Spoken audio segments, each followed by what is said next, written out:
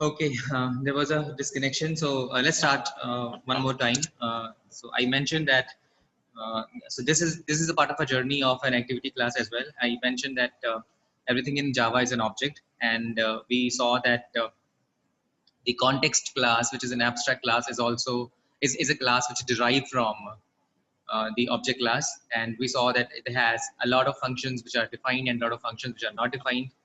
Okay, and just because it has a lot of functions which are not defined, you need some concrete class to implement the functionality of the abstract class, and that abstract class is context wrapper. That concrete class is context wrapper class. And further, the context wrapper class is also a kind of generic class. Okay, though it is able to implement all the functionalities, but in order to create your own context wrapper, you need to derive it so that you can modify the behavior of the context wrapper. Okay, and one of the class that is derived from a context wrapper is a service class. Okay, so this service class is has come with one kind of interface that you can see at the top of the diagram, and this particular cylindrical figure which is protruding out from the service class is an interface. Okay, because it implements that interface, it implements one interface. So that interface over here is component callbacks 2. Okay, so component callbacks 2 is a kind of interface that your service class is implementing, other than extending the context wrapper. So this nesting of boxes, if somebody asks you what is the meaning of this nesting of boxes, the centermost thing is an object. On the top of it, the nesting, what is nested the object is a context. Okay, and then this is a context wrapper. Okay, and this particular thing which is nesting the context wrapper is a service class, and this service class extends context wrapper. This context wrapper extends context extends object, and this particular protruding thing is an interface that it is implementing. Okay, so this is a hierarchy of the derivation. So object, the definition of an object can be found in lang package. Context definition can be found in content package of an Android. Okay, context wrapper can be found in content of an Android. Similar at the same directory, they can be found context and context wrapper. But if we talk about service, service is found in some other folder, which is an app folder, just because it's a component of an application. Okay, so and after that, what is a service? As if you talk about a service as a layman language, I mentioned to you that a service is a component of a application. So application, if you represent the application by a full smiley face, so you can represent a component of that by a portion of a smiley face. So let's say this is, I won't say exactly half, but it can be any kind of a portion. Some portion of an application can be considered as an app, can be considered as a service. So wherever in this presentation you see this kind of a diagram where this smiley face is halfly shown or some partly shown, okay, take that as a service. Okay, so that's a service. This is an application. So a service is a component of an application that either represents its desire to go to a long drive, okay, when it is not, let's say, for example, a service is not interacting with the user. Okay, so it represents that service component represents a long running process, longer running operation when it is not interacting with the user. Okay, so when it is free, it wishes to go on a long drive. Okay, you can take this way, and this is possible when you call that method context.start service. Okay, and other form of a service is that when it is interacting with users, let's say there are multiple clients. Okay, multiple clients of that service, then that service, okay, that service is providing some common set of functionality, okay, that multiple clients can get. Okay, that is possible through context.bind service. So there are two methods: start service, okay, and another method is bind service. Okay, so through the bind service, it supplies some functionality to other applications to use. So these are the applications. These applications are looking for some functionality that this service is going to provide. So service can can represent a desire to perform a longer running operation when it is not interacting with any clients. So when it is interacting with clients, client might want certain functionality out of a service. So that service is providing that functionality so that clients can digest that functionality. Okay. So whatever be the case, whether it's a start service or a bind service. So we talked about two things. We talked about start service method. We talked about bind service method. Start service, when it is not interacting with the client, it wants to, it expresses its desire to go on a long processing haul. Okay, and bind service in the case when clients want to bind to a particular service. Okay, so whatever be the case, this service component, okay, this is a service component, and this when this service component is going to be created, okay, then what happens, system will call the on create. Okay, whether it's a start service or it's a bind service, system is going to here system means android system is going to call the services on create method and any other appropriate callbacks on the main thread. So this glowing line represents a thread, main thread. Okay, and system will make call to the on create method. Okay, and any other appropriate callbacks on the main thread. Okay, main thread, which is a process which is being running in a memory. Okay, main memory. So this is the thing when service is started. Okay, whether it is started through the start service method or it is started with the bind service method. And see, these methods are the methods of a context class. Okay, just because service is derived from context wrapper and context wrapper is an implementation of a context class. Okay, so in a context class, start service and bind service methods are defined. So you're just going to call, you have that capability because it all is available to the service through that inheritance path.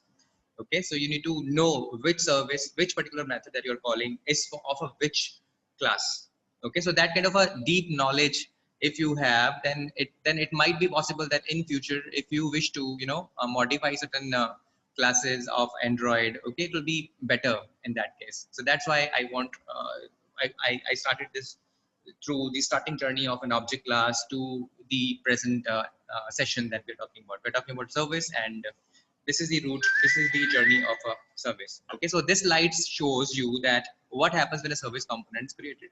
When service component is created, Android system will call an on create method of a service, and it also, along with calling an on create method, it also will call any other appropriate callbacks on the main thread. Okay, so the way we mentioned that in order to make use of activity, okay, your android manifest.xml file, android.manifest.xml file must have that service tag inside it. Similar case happens with the service also. To be of use with context.start service, okay, there was a start activity method, and here it's a start service method. Okay, if you remember the yesterday session, to be of use with context.start service, all here there's a correction. Let me just make a correction. Oh, I stopped the sharing. Let me share that again. I hope the screen is clear. So here is a correction. I'm making a correction here. All service classes, it will be all services, all service classes must have the corresponding service declaration. Okay, so all the services that are derived from the service class, okay, must have corresponding service declaration in their packages android.manifest file. So services can be started with, we saw that we can call a start service method, we can call a bind service method. In this diagram we saw that. Okay, so we saw that there are two possibilities how we can initiate a service. So this slide is talking about that. I just copied that slide from that activities presentation of the last. That's why this goof up occurred. Okay, so I apologize for that. Next thing, I'm going to talk about the kind of scenarios that a service can be through. A service can do a normal job. Also, a service can also do a heavy job. So if a service is doing a normal job, like for example, it might express, we saw that there are two circumstances. One circumstance is that it is not interacting with the user, service is not interacting with the user, right?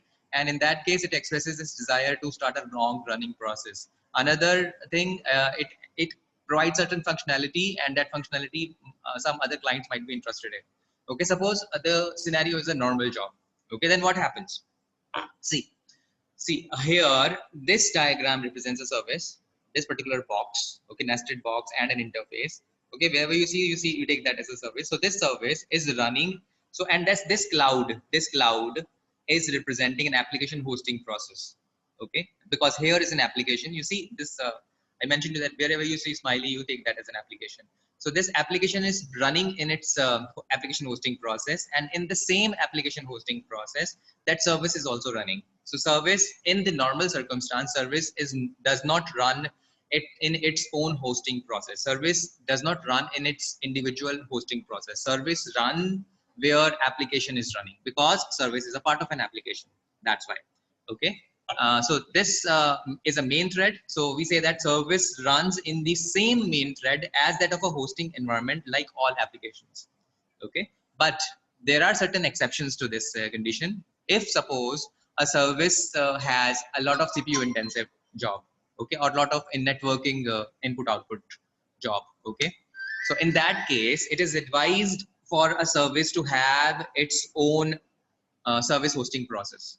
Okay, so this is advisable that so in that case what happens, there is an implementation class that's called job intent service. So see, here it was a service, so now service is enclosed in the bigger box, and that bigger box here is a job intent service. Okay, so job intent service is a class, okay, that comes with a personal thread, or its own thread, over which it schedules. So this alarm clock represents that it schedules all the work to be done.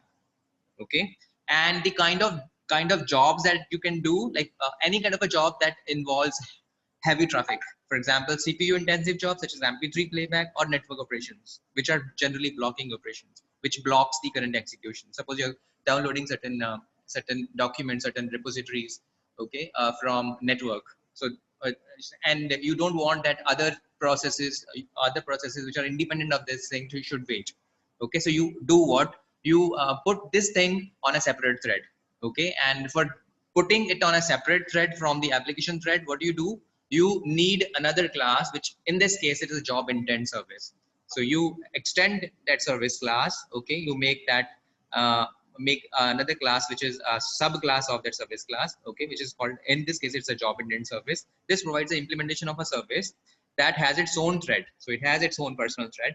Okay, so this glowing blue thread, okay, I made this blue color to just to separate this out from this orange color for the application thread, and blue glowing color for the job intent service thread, where it schedules its work to be done. So it schedules everything that has to be done on the top of the personal thread. And this uh, process, okay, is the service hosting process, where that cloud was an application hosting process. So during the normal circumstances, services run where the applications are running in the same hosting process. Okay, but in the heavy job service case, the thing is different. Okay, so it is advisable to do its own job in a separate thread. For that, you need some implementation of the service class. Okay, so we have seen what a service is. Okay, but it's equally important to mention what a service is not. Okay, a service is not a separate process. Okay, until or unless otherwise specified. For example, when we witnessed that in case of a heavy job, you need to segregate that service out of a component. You need to make another class which is a job intent service. We made another class job intent service. We said that okay, job intent service is a class which has its own thread over which it schedules its activities, right? But otherwise, during normal course, it's not a separate process. It's a part of an application. Okay, and it's also not a thread. Okay, service is also not a thread. Thread is a part of the environment. Okay, when your service is running. Okay, it's not a means itself to do work off the main thread. Okay, so if you want to do some work off the main thread, then service is not an option. Service is not a means itself to do a work off the main thread. Okay, so just if you just want some mechanism to tackle situations when applications are not responding, okay, or there are some errors, like for example application not responding. Okay, so do not rely on a service, rely on some other means, because service is not a means itself to do work off the main thread. Okay, now we're going to talk about the life cycle of a service. Okay, the way we mentioned in short the life cycle of an activity, okay, that we saw in the last class. Okay, here we are going to discuss life cycle of a service in a bit more detail. Okay, for let's say a client makes a call. Okay, so there is a speaker thing says that it is making a call. Okay, client is making a call to call, and that call is context not start service. Okay, client wants to start a service, and that is heard by an Android system. So Android system has heard it. Okay, so this here says that okay, Android system has a listener attached to it. Okay, so what an Android system does on hearing this call from a client. So Android system does two things. Okay, it retrieves the service. Okay, and in order to retrieve a service, it might call on create if a service is not already created. Okay, suppose a service is already created, then there is no need for on create method. Service is already created, it is there in a memory, but it is not, you know, in action. But just imagine that a service is being created for the first time, then on create method is going to be called. Okay, whatever be the case, it will it will fire this on start command, okay, with the parameters which a client is going to specify. Okay, client will specify, first it will say that I want to start a service. After that it will specify the parameters to specify more that I want to do this particular thing, intent. Okay, so it is mentioning that what it wants to do. Okay, so Android system will retrieve the service, and in the process of retrieving the service, it might or might not call on create method. So whatever be the case, okay, after on create or after retrieving a service, it is going to call on start command method.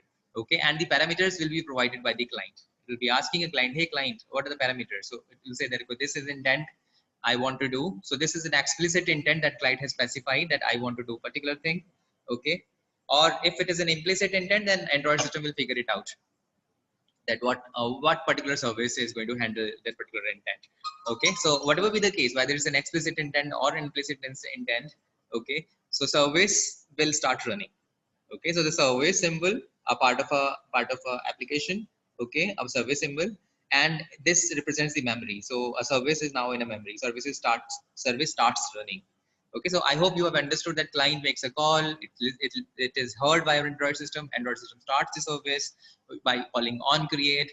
Okay, if application is not already created, but if it is already created, then it will call on start command. After on create also it will start on start command. The parameters will be supplied with the client, specifying that what exactly client wants to do this service to do. Okay, and then it's going to make a call. So it's going to run. So the service will start running. Okay, so see, when a client will say that I want to stop a service, let's say client has echoed the command context.stop service. So Android system will stop the service. Android system will hear that and will put a stop on that onto that service. Okay, so service stops running in that case. So service can also call a stop self. So suppose a service is running and service says that I want to stop myself. Okay, in that case also Android system will stop the service. So you can see this service can be stopped by two ways. One, a client at the client wish, other at the service wish. Okay, and suppose what happens if you specify. So see this, there's another version of a stop self. One version doesn't take any argument. Okay, so it's a kind of a function which does not take any argument, and there is another version where you specify the argument. Okay, suppose this argument is an id of an intent. Okay, so this, when you specify some integer, when you specify some id of some resource or an intent, okay, and you call this method, you means a service. When service is calling this method, see client can also fire this method. Okay, and here, but mostly service is the responsible thing, responsible entity to call stop self. Okay, okay, client, if I mentioned that client can also call this method. A client will call a method when client is itself representing a kind of a service. Okay, so service, when it is calling this stop self method with an argument, this argument is an id of an intent. So Android system will hear that, and Android system will not stop that service until or unless the intent will be processed fully. Okay, so once that intent, which is whose id is mentioned in the diagram, in the parameter, okay, once the intent is processed fully, only then the service will be stopped. Okay, next thing, when a client wants to bind to a service.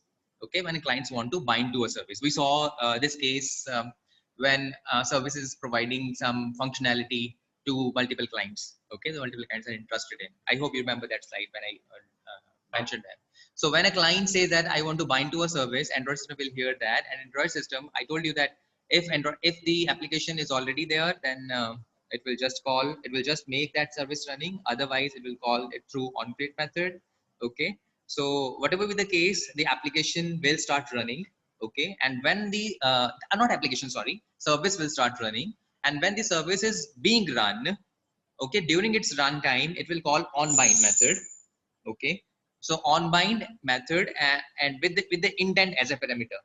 Okay, so this method will yield, will result in iBinder object. Okay, so this iBinder has comes with this double directional arrow. So double directional arrow means it is a mechanism for a client to make a persistent connection, to transfer the call, to transfer the calls, to transfer the communication to and fro from the service. Okay, so because client wanted a persistent connection, client wanted to bind to a service which is there, which is already there in an Android system. So it has asked for that request using context.bind service. Android system has heard that. Okay, it has called an onCreate method, or it has, if it is already created, then it made that service running. And during the running process, okay, because of the intention of the call, it wanted a bind service. Okay, that service, okay, which was running, has made a call to onBind intent. It resulted in an iBinder object, and that iBinder object, okay, made a persistent connection to the client that is returned to the client, so that it can use this iBinder to make a to and fro, okay, communication. Okay, it can send queries, it can receive responses through that iBinder object. So the iBinder, which is written in AIDL. AIDL is an interface description language of Android.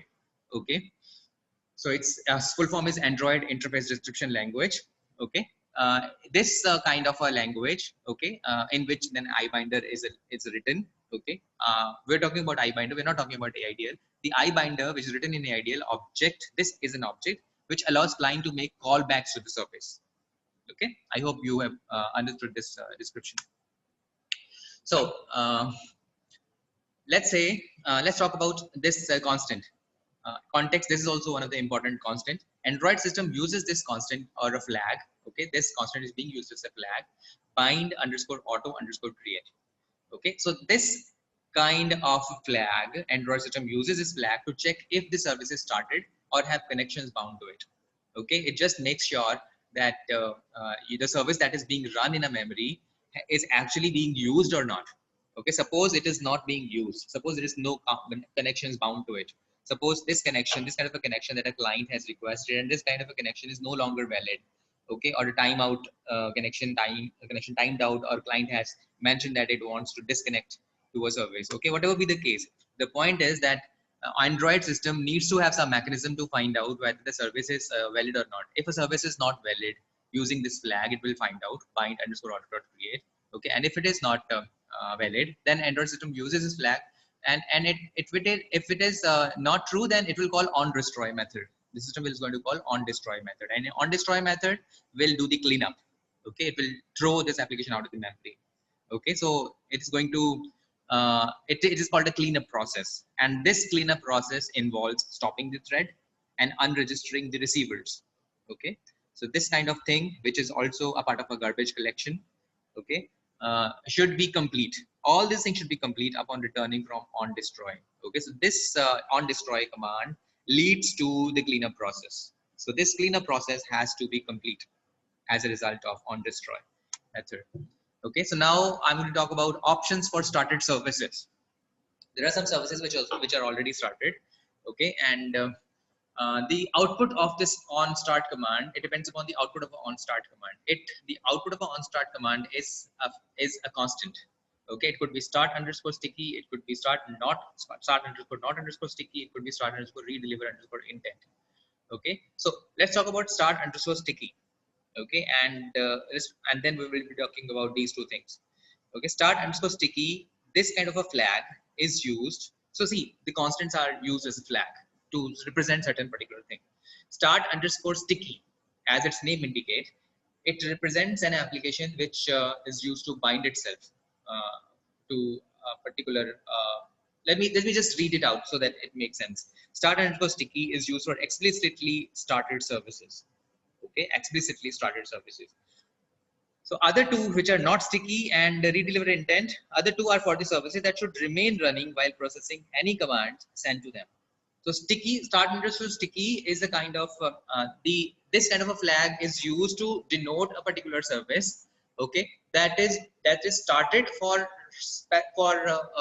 satisfying a certain specific purpose. Okay, but other services are like long running processes. Okay, I mentioned you that they are already running. You need some question, you have some queries, you just ask them, but they are not going to be destroyed. They will be destroyed by the Android system at their own will. Okay, so those kind of services. But start underscore sticky, this is a kind of a flag which indicates that this particular service, okay, this particular service is generated on demand for a specific purpose, is used explicitly. Started services, not sticky, redeliver intent. Okay, these are for the longer running things. Okay, so a service has to declare, I told you that it has to declare in its own manifest.xml file. It has to say that in a manifest.xml file, it has to have this service tag. And other applications, see, this is a service, okay, a half part of a application, and this is application fully, a fully application. And if application wants to make use of this service, it has to use this uses underscore permissions tag in its own manifest file. Okay, and last thing before I finish today's session, okay, service security. Okay, services can be secured. Services can be mentioned that, okay, can define that kind of a firewall thing. It's an analogous to a firewall thing. Let's say this is a computer. Computer wants to connect to a to your service through the internet. Okay, so you can call this method check calling permission. So this check calling permission acts as a firewall. Okay, so it can be used to check the permission of the client, whether the client has proper authorization or authentication to make proper calls to the service or not. Okay, so this call to this method, which is check calling permission, call to this method ensures the check before executing the access to the service. Okay, so if it returns false, then the service access is not granted, otherwise it is granted. So time to leave, who will go first? And in this particular slide mentions that what happens when there are certain circumstances when the system is low on memory and many other things are there. So if this service is currently executing a code in its on create, on start command, or on destroy methods, then the hosting process will be a foreground process to ensure that this code can execute without being killed. So will not touch a service which is in its on create or on start command or on destroy. Okay, it will just make sure that application should execute these commands fully. Okay, so they are not going to be killed. So so this particular slide just make this point into account, that this particular slide deals with the thing that which service is going to be terminated. Okay, when there is a time to leave. Okay, that means application is about to exit, or let's say some other circumstances might need to exit the service. If the service has been started, then its hosting process is considered to be less important than any other processes that are currently visible to the user on screen, but more important than any other process which is not visible. Okay, and because only a few processes are generally visible to the user, it means that the service should not be killed except in low memory conditions. Okay, however, since the user is not directly aware of the background service, so the background service can be a valid candidate to kill. Okay, and you should be prepared for this to happen. Okay, and long running services will be increasingly likely to kill because they have been running for long and are guaranteed to be killed. Okay, and restarted if appropriate, if they remain started long enough. Okay, and this is it for today's session. We'll be starting with a new topic in the next class. I hope you have enjoyed today's session, though it was full of disruptions, but I managed to pull it through. Now it's time for attendance. Stop a share and we'll give you that attendance link.